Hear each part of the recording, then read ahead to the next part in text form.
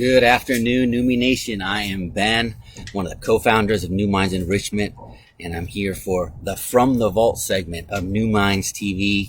It is episode 10. That means we're 2 weeks in, and we have another fantastic session from the vault.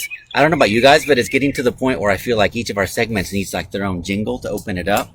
For From the Vault, I'm imagining like almost like the sound of this old safe or this old vault, like just cracking open. So any producers out there listening, if you feel like writing some jingles for NuMinds TV, we're open. We would love it. Okay, so today from the vault, we have a classic lesson that takes us deep into Greek mythology. How many of you guys love mythology in general? And then specifically Greek mythology. I mean, there are so many stories from all over the world that go way, way, way back. Like the original Netflix, right?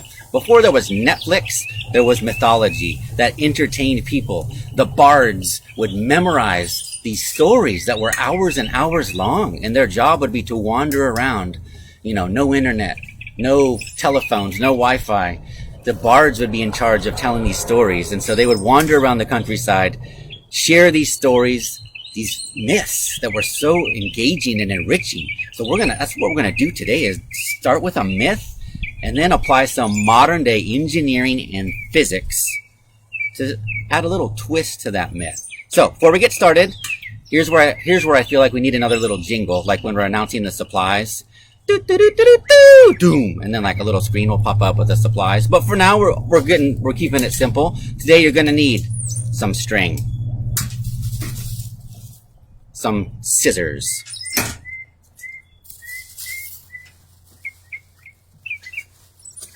I lost my tape, but luckily I have a backup. Some tape, okay? Scotch tape actually works best. Masking tape will do. Packing tape will do. You can see I've got some blue painter's tape. It's what I found in my garage. And here's the fun part. You're gonna like this. Some kind of action figure. Now, I've got an old school Luke Skywalker. It's where he's got an emo, wearing all black. He's got the glove on, right, already. So it can be anything, though. It can be a doll. It can be an old G.I. Joe. It can be a He-Man. It can be a Barbie. It doesn't matter. If you don't have any kind of action figure or doll, anything a little bit heavy, like a washer, like as in like those little metallic circular things, that'll do just fine. And then the last thing is some plastic bags. All those old plastic bags you got around the house from Kroger or Tom Thumb or wherever you guys go in your family, let's put them to use for some STEAM, for some science, okay? I like it. Emo Luke is already trending as a hashtag all over Twitter. Miss Gina got it started. Okay. Hey, Debbie Leon. Debbie Leon is a former student of mine. When I taught fourth grade many, many years ago, Miss Debbie was in my first fourth grade class. Then she came to work for NuMinds for a while. Now she's a fantastic professional out in the business world. Okay, so those are your supplies. Now I'm going to tell you a little story to get us started. Nothing like a little campfire story to get us into the myth. So I want a little imagery to go with it, okay? So that's going to be kind of like our anchor image as we go through this. So Adam's kind of resonating here. He says Greek mythology was my first love, but Norse mythology is my favorite now. Interesting. Yeah, that's right. So in school, for whatever reason in school, we tend to get mostly a focus on Greek mythology. But Adam's right, there are so many other rich traditions in the Eastern and Western world, including Norse, Chinese mythology, Tibetan mythology, Indian mythology. It's all so rich, right? It's so rich. We're never going to run out of stories and new spins on old stories. Okay. All right. So here we go. So transport yourself back a little bit. Transport yourself back. Ancient Greece.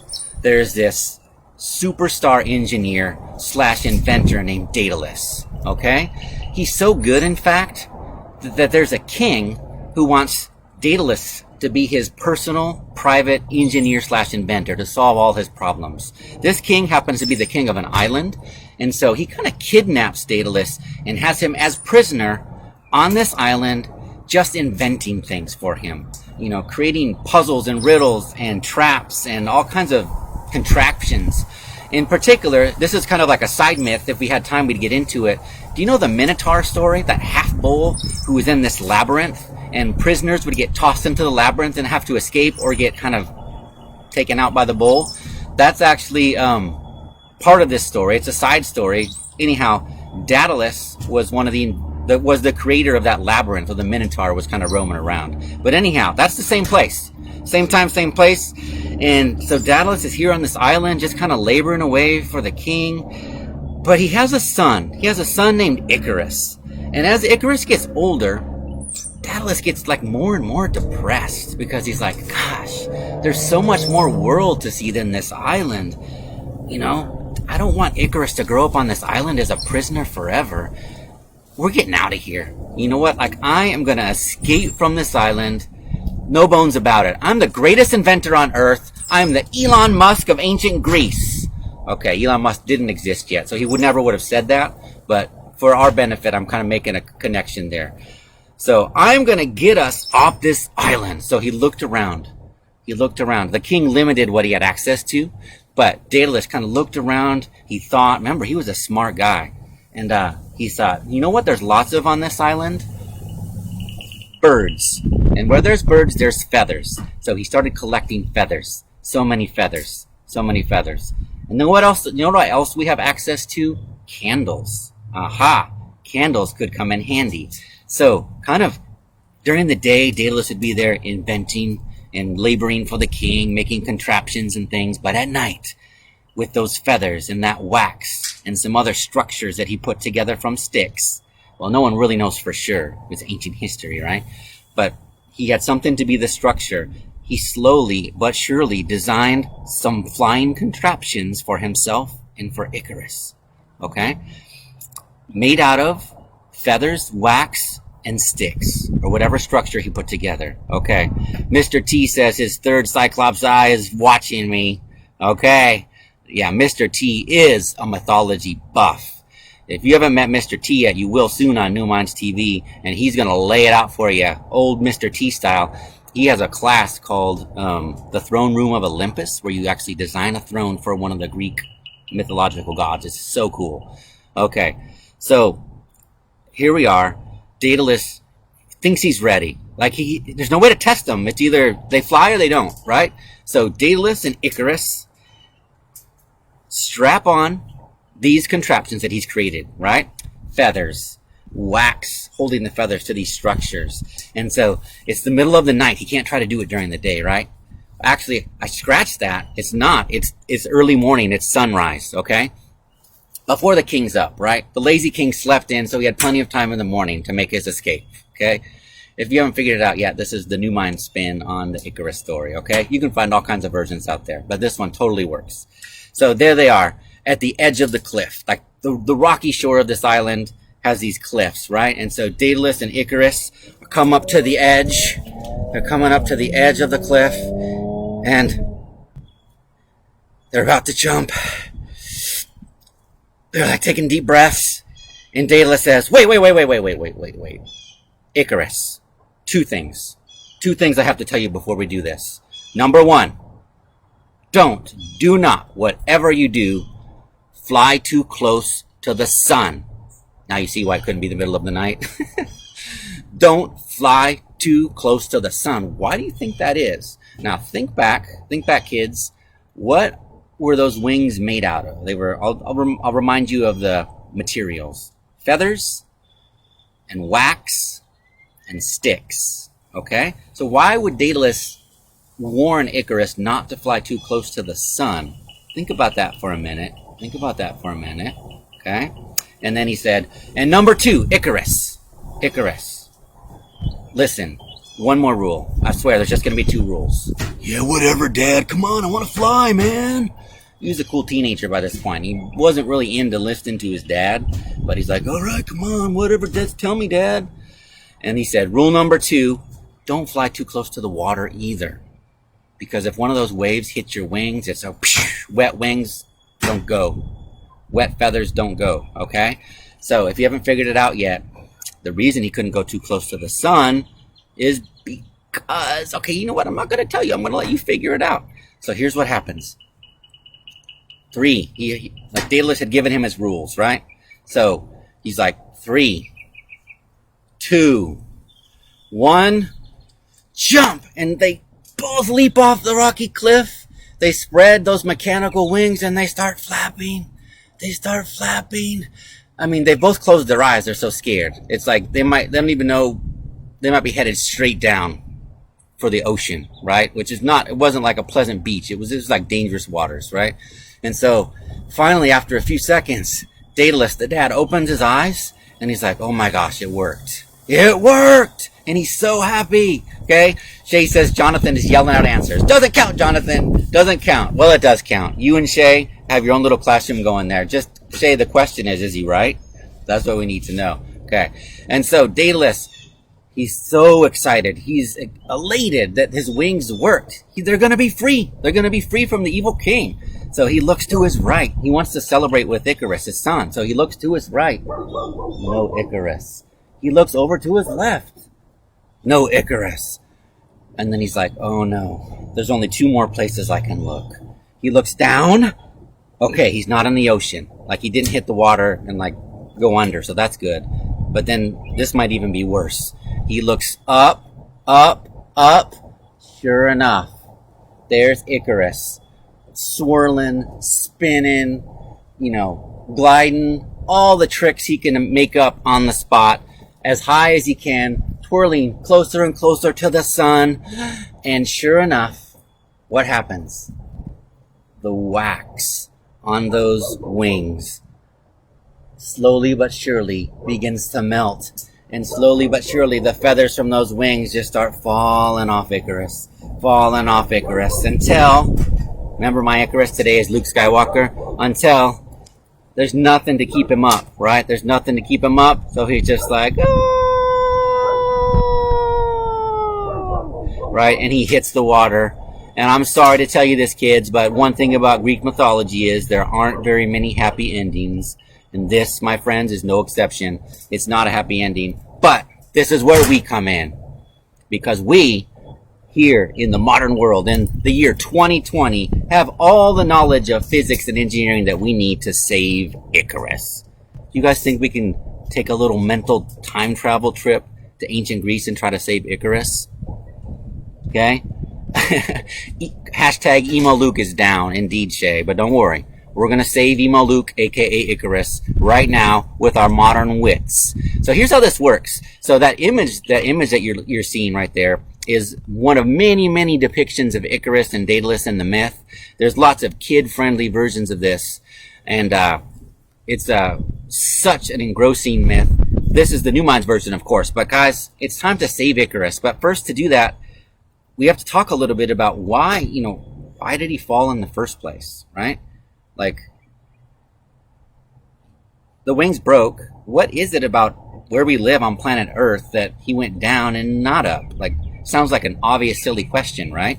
But it's gravity, right? It's gravity. So, on Earth, it just happens to be that whenever an object is falling, it accelerates at about 9.8 meters per second. In other words, every second, it gets 9.8 meters faster per second till it hits the ground, right? So here's the thing, though. We have a way to battle gravity with engineering on our side. We can battle gravity by creating something that creates an opposite force. That opposite force is called magic. Just kidding. That opposite force is called drag. Funny word for this, right? But there's this epic battle that happens. It happens in the world of skydiving all the time. It happens on airplanes, the way airplanes fly. It's gravity, kind of like always wanting us to go down. Like, it's like the Earth wants everything. Come on down as fast as you can. And we can go against that force with drag. We can create drag. So that's what we're going to do. Those supplies that I listed at the beginning, we're going to use those to create some kind of device to save Icarus from his fall. At least slow him down. Now, gravity might still always eventually win, but we can use the power of engineering and drag to slow him down. So here's what we have to do first, though. I want to see how fast Icarus falls. Like, how many miles per hour do you think he was falling? We don't know for sure, but in today's printout, which I think Miss Kristen already put in the comments for you, right? There's a link there. You have a really cool handout. It's 2 pages long. We're not going to go for the whole thing right now, but parents, if you're watching, some epic math and science in this 2-page handout right here. Very good stuff. Okay, but I want to jump to page 2 for a second. There is a way we can kind of estimate how fast Icarus may have been falling. So right here in the middle of page 2, we'll talk about the world's highest building, at least as of the creation of this course, which is may have been surpassed. That's a good research question. Maybe one of the Numi Nation members online right now can look that up for us. But the Burj Khalifa, okay, in Dubai, is about half a mile. It's about 0.5 miles high. Okay, and if we assume that it took Icarus about 15 seconds from the top of Burj Khalifa to hit the ground, we have what we need to calculate his velocity when he was hitting the ground, right? It's just an estimate. It's just a thought experiment. But here's the formula. Speed equals distance divided by time, okay? So we could do that right here. We could say 0.5 miles, just an estimate, assuming that as if he had jumped from the Burj Khalifa, right? Okay.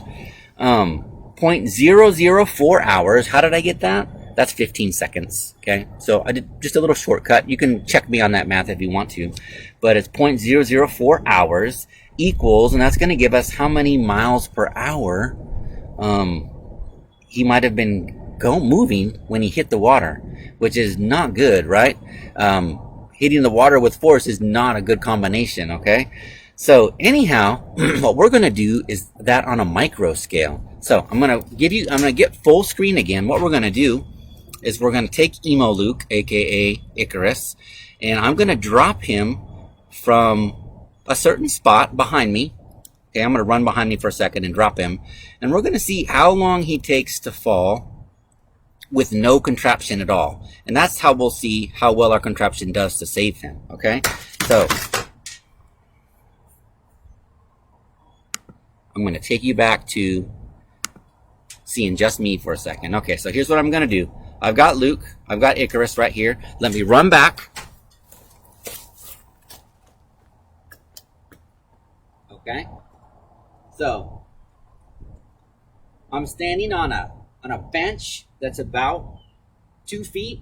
I'm 6 feet, and I'm holding him another couple feet above me, all right? So I'm going to go 3. If you have a buddy with a stopwatch, that's the best way to do this. Like if a mom or dad's there, or brother, sister's there with a phone or a stopwatch, have them measure how many seconds. You just do 3, 2, 1, drop. Okay? Now, that drop was not good for Icarus, okay? With no help at all, he hit the ground too fast, too hard. He's gone. You can use your imagination. But we're here to save him. We've zoomed in from modern times with all of our fancy machinery. Actually, no, it's not very fancy. It's pretty simple, right?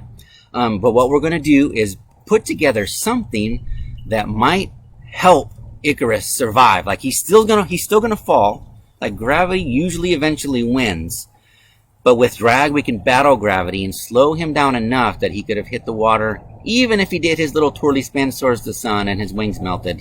If he had this device with him, he would have survived, okay? So here's what we're going to do. Those materials that I listed out before, now we need them, okay? So let's see what we got.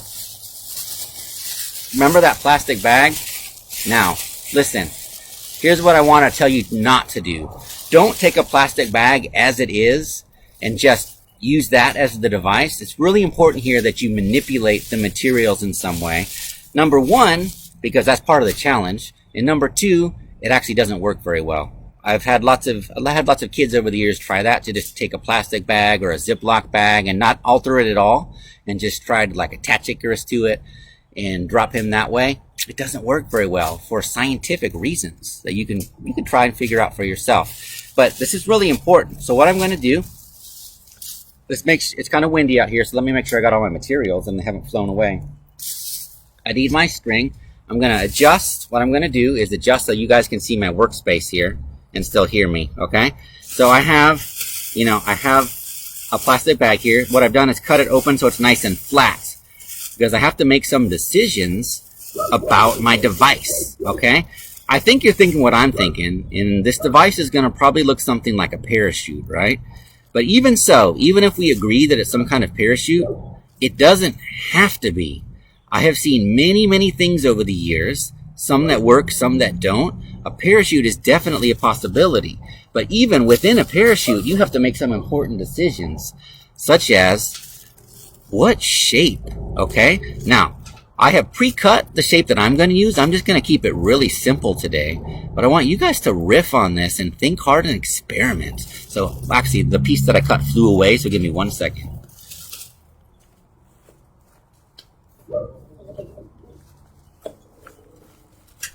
Okay, so I'm back. So just to keep it simple for this demo, what I did was I just did a simple, you could call it a square, okay? But I don't want you to copy me, folks. This is just to show you some of the process and procedure. I've pre-cut some string, okay? I'll show you how I'm going to attach those. But again, don't just copy me. I want you to experiment. What have you got to lose? Did you know that in engineering, in the design process for engineers, failing is built into the process? You're supposed to fail. That's how you learn and get data to know how to make something better.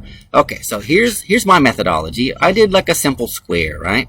But I'll just tell you, as I'm doing this, over the years, I've seen rectangles, circles, triangles, stars. What else? I've seen double-decker. I've seen triple deckers.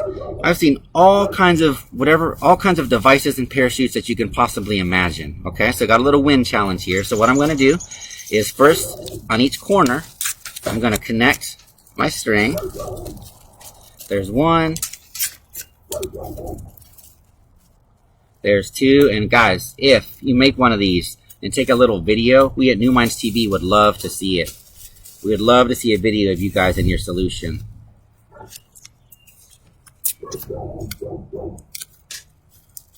Are you still cheering? Are you still cheering for emo Luke, Shay? He needs a little encouragement. Okay. All right. Now what's next? Well, the whole idea here is we want to save Icarus, right? So take Icarus. No fair, Luke. You can't use the force. Okay. I'm going to lay him or her in the middle. Definitely we can adapt the story as needed. And so since he's got 4 limbs in this case, I'm going to do a little tie. You could tape it, right? I'm going to try a little tie around each limb. If that's too slow or inefficient, then I'll go ahead and tape it anyways. Okay, there's one. Okay. And as we're thinking, this whole concept of parachutes, there's a cool history behind it. The first modern instance that I've found is there was a French inventor. He was like the inventor of the hot air balloon. And people were so scared to go up in his hot air balloon because this was like the highest thing around at that point in history. We're talking like the 1800s, right? And no one wanted to go up in his hot air balloon unless he had a way to explain how they'd be safe. And so he invented the parachute as an emergency device if anything happened in the hot air balloon. And then there's a cool history. Like if you're a military buff, like Mr. T might know a little bit about this. For example, in World War II, World War I as well, but in World War II, the paratroopers, those who specialized in, parachuting into certain areas, were kind of an elite force, right? Kind of a specialized force, specialized training. And so up until modern days, now we have even indoor skydiving places where you can learn some of these concepts. Okay, here's Icarus, right? Here's Icarus. He's strapped in. Pay attention. How many strings did I use? What shape is mine? And now what we would do, if I had my, my study buddy with the timer, I would go back. I'm still going to go back and drop it and show you guys. But if I had my buddy, what we would have done we have our sheet here to record all our data, by the way. So after that first drop with no device at all, I would have recorded my exact time in seconds here. Okay. And then after with the device, I have a space down here to describe the type of device, list the distance again, and we have it here in inches. I know that's not the scientific system, but we have that just so it's easy to convert into miles per hour. But of course, the metric system is the language of science, so if you want to do meters per second, that's perfectly correct, of course. Okay, so you have some spots here to record your trials. Try as many times as you can or want. What we're going to do is an informal trial. We're going to see if Luke survives. Okay. Let me make sure I have everything I need. Okay, here we go. You guys watching? Get this right. Okay, so here's Luke. Here's his device. Sorry. It is not Luke. It is Icarus. Here's Icarus. You guys kind of help me count down. If you can get a little tangled, I might have to do a little untangling.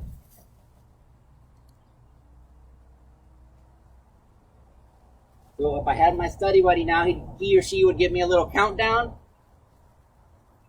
3, 2, 1. Yes. So much softer that he survived the crash into the ground. And if only Daedalus and Icarus would have had this backup safety device. Oh, look at this. The wind's picking up. Can I get it in screen? Yeah, fun stuff, guys. Now, do not copy mine. You can if you want to get a hang of it, but what I really would love to see is some innovation. Just think about if every car on Earth were the same. If every car were just like a 4-door Chevy.